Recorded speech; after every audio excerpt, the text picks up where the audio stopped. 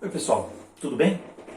Vamos continuar com as nossas aulas sobre o Código Penal, falando agora dentro dos crimes contra a dignidade sexual, mais especificamente contra a liberdade sexual. Nós vamos falar agora do crime elencado no artigo 216-A. Foi onde nós paramos durante as nossas aulas. É o crime de assédio sexual. Eu peço a vocês, de cara, que peguem o Código Penal, abram o Código Penal, para que nós possamos conversar com a leitura do Código junto. Tá? Então eu vou falando aqui os termos e vocês com o Código Penal possam me acompanhar. Eu peço a vocês, por favor, que façam isso. Peço também que peguem lá papel, caneta, deixem do lado, para que façam suas anotações, caso queiram, certo? Apesar de que, novamente, a gente tem mandado material para vocês, um material de apoio, um material escrito que deve ser lido, tá bom? Lembrando ainda que nós estamos enviando toda essa matéria, toda essa temática para o Google Classroom, lembram? Nós criamos lá uma sala virtual onde vocês vão encontrar toda essa matéria. Eu estou disponibilizando também esse material, principalmente o vídeo, né? No YouTube, lá no canal. Quem quiser ver, fique à vontade, alguns podem preferir, mas sempre lembrando, a nossa plataforma oficial, onde todos vão encontrar toda a matéria, é no Classroom. Então eu peço para que vá até o Classroom, para poder acompanhar tudo com a gente, ler toda a matéria que está lá, ouvir os vídeos, ouvir novamente quantas vezes quiser. Então é isso. Espero que vocês já estejam com o Código Penal aberto, na mão, no jeito, no artigo 216, um bloco de anotações, tá certo?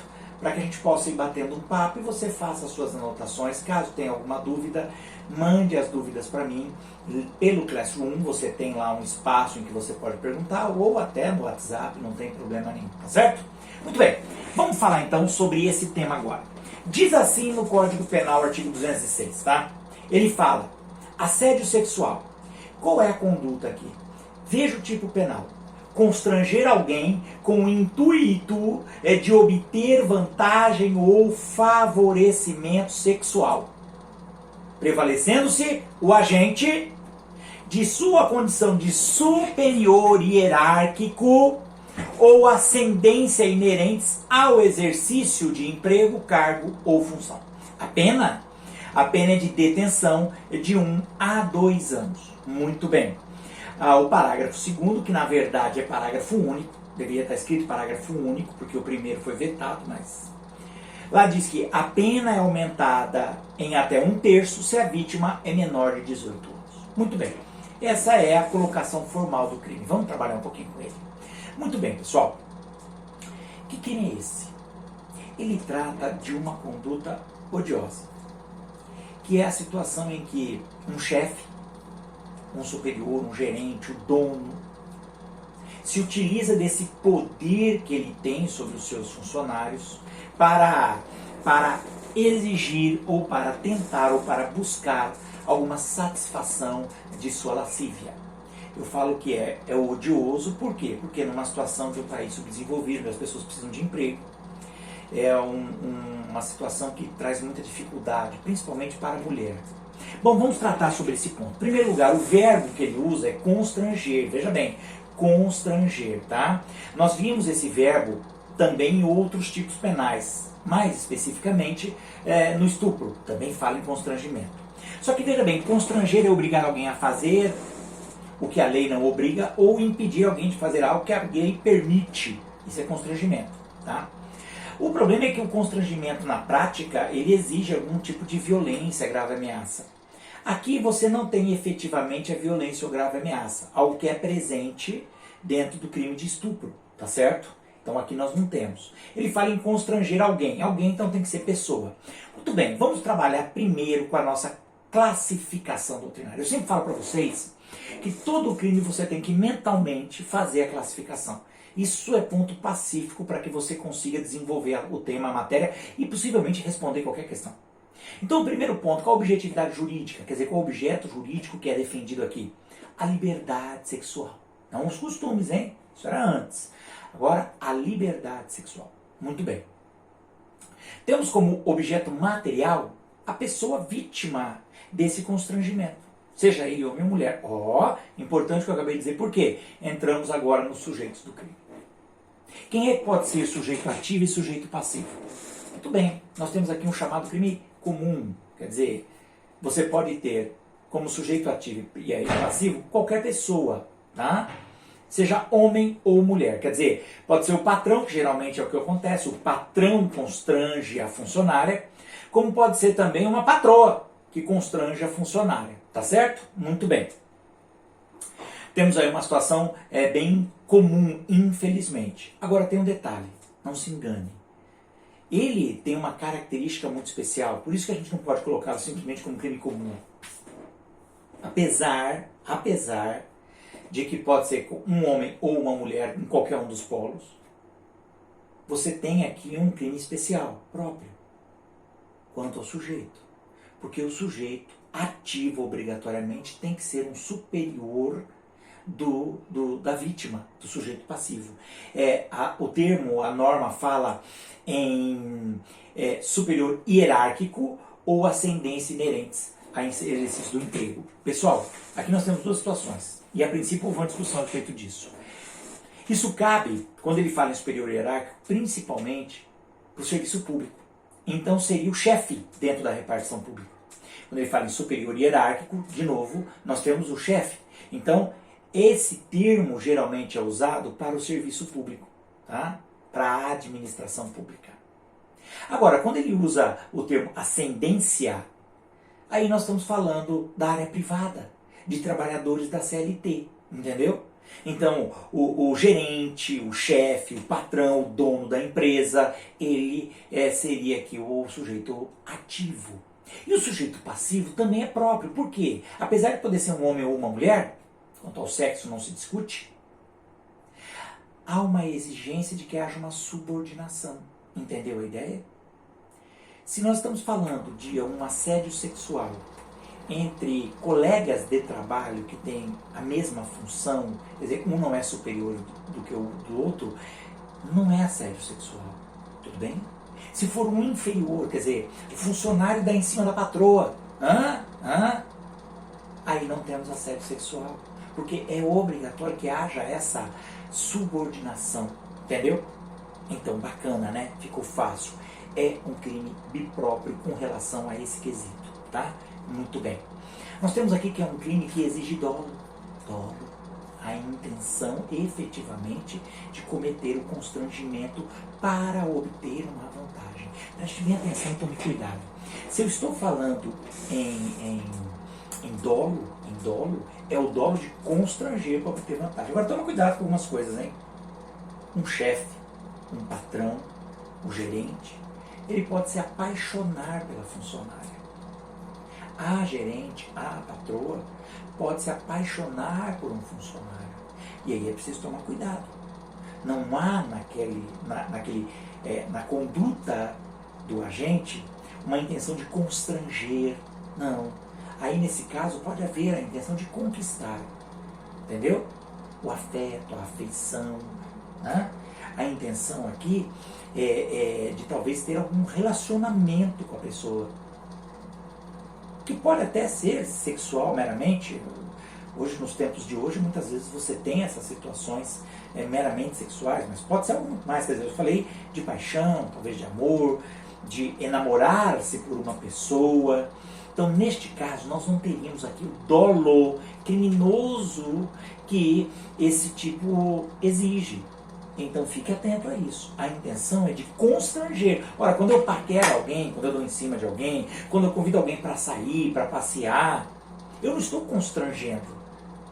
Eu estou iniciando um flerte. Então, é complicado. Agora, o duro é provar, né, pessoal? Então, muito cuidado. Quando há uma ascendência hierárquica, melhor é que não haja esse tipo de conduta. Tá certo? Muito perigosa. Muito bem. Outro ponto muito importante, então, não é a título de dolo e não há possibilidade de culpa. Por quê? Porque o tipo penal não prevê, lembra que já falamos disso, né? Então, se não prevê a culpa, é só a título de dolo. E não havendo dolo de constranger, nós não temos o crime. Outro ponto importante é aqui, então, trabalhando um pouquinho maior, é a consumação. Porque, veja, se você olhar o tipo penal, dá uma olhadinha aí no seu código agora que está aberto, né? Quando ele fala em constranger com o intuito de obter vantagem ou favorecimento sexual. Agora, como é que se consuma esse crime?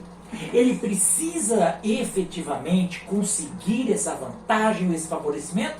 Não, a meu ver não. Há uma discussão na doutrina, e infelizmente há. Há doutrinadores que entendem que ele teria efetivamente que conseguir a vantagem ou favorecimento. E é uma outra parte da doutrina que entende que não.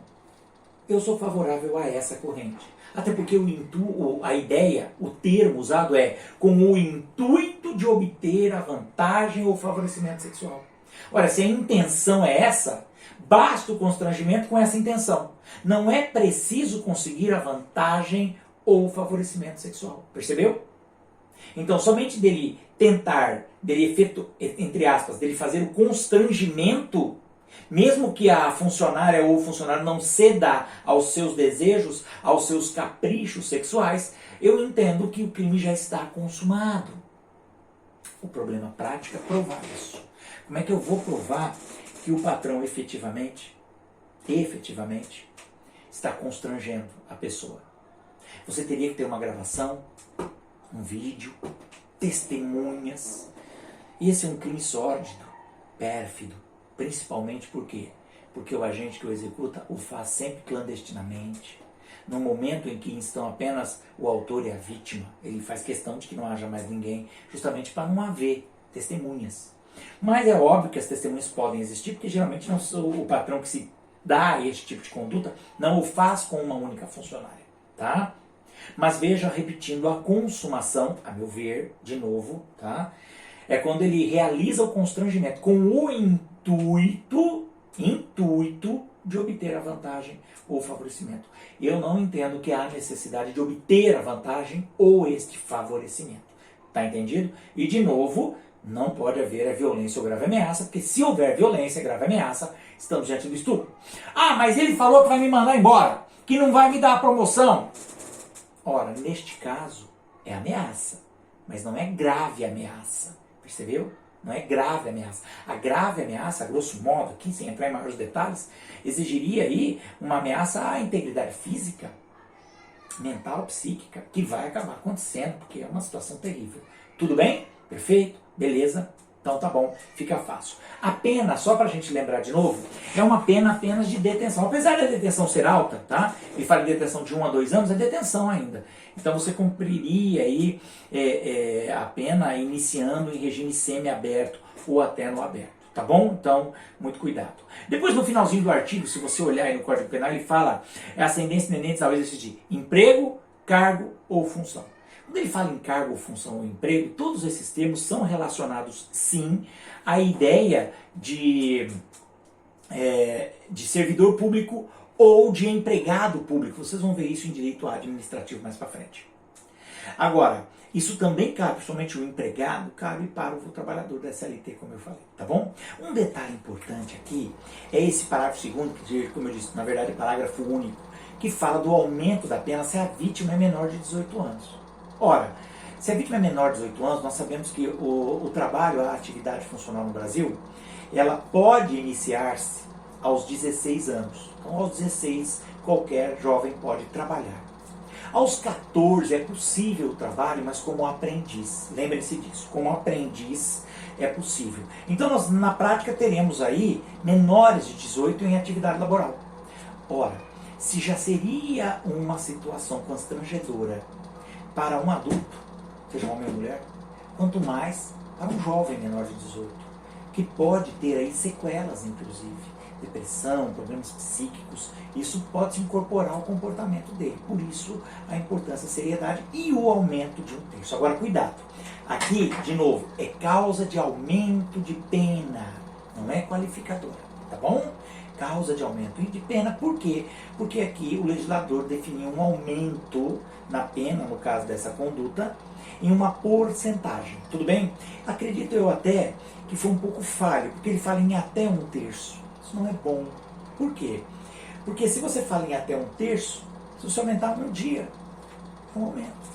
Um único dia. Geralmente, quando você tem causas de aumento de pena, começa-se com 1/6, tá? Indo a 1/3, a metade. De qualquer forma, aqui, o legislador, infelizmente, ele titubeou, colocando até 1/3. A maior parte da doutrina defende que deve começar com o sexto no mínimo, mas não é o que está escrito. Tá? Então, se o juiz quiser dar um dia, 2, uma semana a mais, paciência, é o que está escrito. Tá? Mas eu repito, a doutrina entendeu que deveria começar por um sexto, porque é a regra.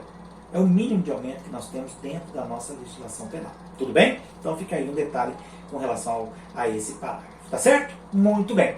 Fechamos aqui essa parte do assédio sexual, tema muito importante, tema muito sério, correlacionado com a área de direito administrativo, correlacionado com a área de direito do trabalho, um crime muito importante, muito sério. A pena eu acho um pouco frágil, inclusive, para esta conduta, mas paciência, não estamos aqui para discutir qual é a intenção do legislador. Espero que eu tenha sido satisfatoriamente inteligível, que vocês tenham conseguido entender. Por favor, qualquer dúvida, mandem perguntas no nosso Classroom ou mandem perguntas no WhatsApp, lá no nosso grupo, eu estou à disposição. E também aqui no YouTube, se você viu pelo YouTube, coloque as suas perguntas embaixo, eu vou verificar e vou responder. Tá certo? Um forte abraço, bons estudos a vocês e logo mando um outro vídeo explicativo, tudo bem? Até!